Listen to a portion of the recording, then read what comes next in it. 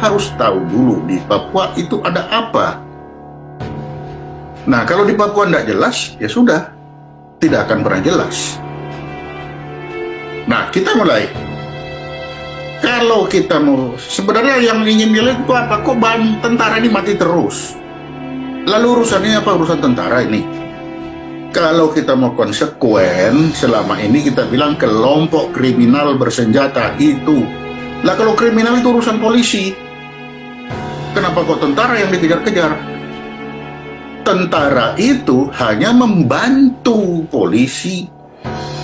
Nah, padahal desain tentara tidak didesain untuk menjadi pembantu. Tentara itu didesain untuk menjadi pelaksana operasi militer.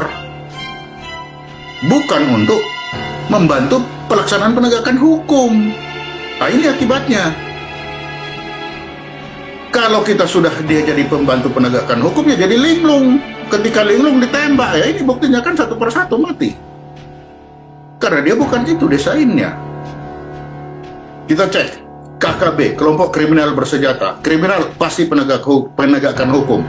KST, kelompok separatis teroris. Ketika berbicara teroris, yang berlaku adalah Undang-Undang Teroris, Undang-Undang Nomor 5 2018. Lagi-lagi itu penegakan hukum, ya kan? Kalau kita berbicara separatis, separatis itu ada dua. Separatis lewat jalur politik, sama separatis dengan mengangkat senjata. Kalau lewat jalur politik, Papua sudah pernah diberikan kesempatan dengan namanya referendum, PPRA. Kalau dia mau mengangkat senjata, maka yang angkat senjata itu disebut pemberontak bersenjata. Itu.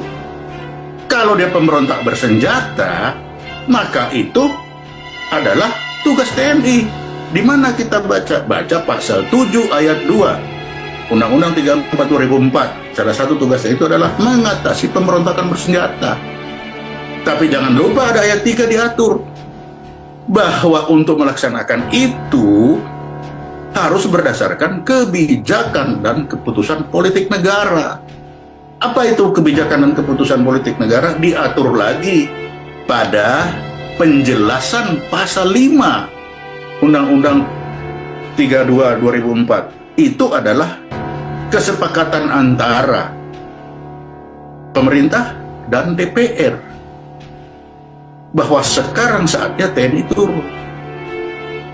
Jadi kalau sekarang DPR perintah, apakah sudah ada kesepakatan kebijakan dan keputusan politik negara antara pemerintah dan DPR untuk memerintahkan TNI turun? Untuk menghadapi apa? Jangan lupa, TNI turun itu untuk menghadapi pemberontakan bersenjata. Presiden juga bilang, oh sudah perintahkan. Pasal 18 Undang-Undang 34 2004 mengatur Presiden dapat memerintahkan TNI. Dalam apa? Menghadapi ancaman militer atau ancaman bersenjata. Sama saja itu pemberontakan bersenjata.